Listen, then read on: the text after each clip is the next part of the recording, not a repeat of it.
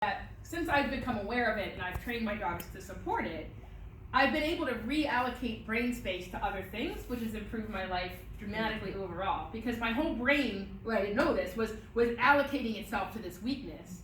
And when we finally came around to understanding what that weakness was, then it was a thing that I could start to take a handle on. And it's amazing how much control we have over ourselves if we do impulse control and over spatial awareness and mental health, if we understood what that problem was specifically in a way that we could understand it. And everybody's different.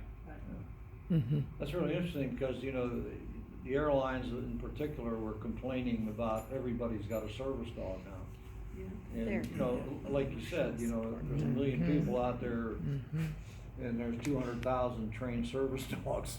So yeah, somebody's 43 cheating million. there somewhere. Yeah, somewhere around 43 million disabled individuals in America today, and that number's growing because we've got vets coming in home and, you know, added to those numbers.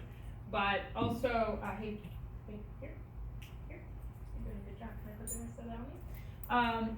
But I will say that the airlines are, in my opinion, going to be the single organization that sets the precedent for how service dogs are accessed and utilized going forward. I think they're going to start to set the clarity. And the reason I say that is I fly a lot. I fly with lots of different dogs. Every one of my service dogs has to take a test flight before they get launched with their individual.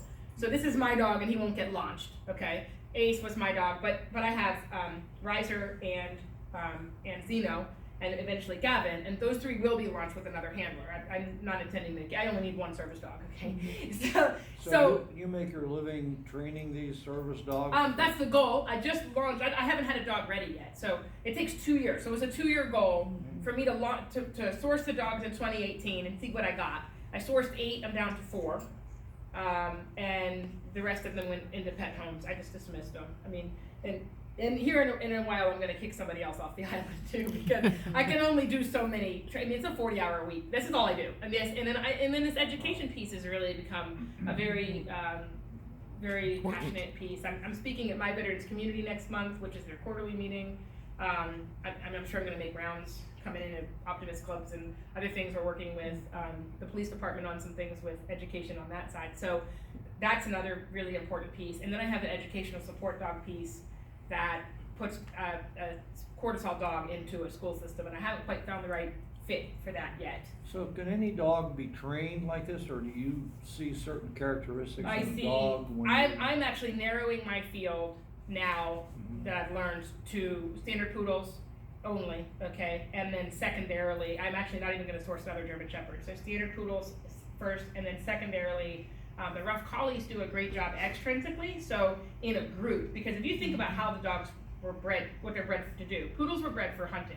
They're bred to take a bird and bring it back to the hand of a hunter, okay? And they're waterfowl retrievers. Well, a collie, they look at a whole flock of sheep out in the field, and they're like, I must protect all of you. And so they will go and gather all of those sheep. If you think about that, that's more of a school setting dog than an individual dog. So there's intrinsic and extrinsic. And I think that I found a fantastic line of rough collies out called Kings Valley Collies. If you ever get a chance, they do mobility specifically, which is not a field I want to get into, but they're dogs that don't make it for mobility, make a fantastic source for me. So we are going to work together and get, you know, a dog or two a year from them if we're lucky. And this is why I source from, I think you asked the question of why so many dogs, right? Yeah. It's very difficult. 50% is the washout rate, okay? So by the time 50% comes around for me, I've got $7,000 or $8,000 at a dog. Yeah. And I have funded the program all by myself to date. And I've funded it by people bringing me their dogs to groom, people bringing me their pet dogs to train, so that I didn't have to do another type of work to fund it. Right now we have one fully funded dog in no school, which is a really interesting piece. And then we have a dog that's getting ready to launch with a new handler in the next 3 to 6 months. He's going to go to University of Illinois.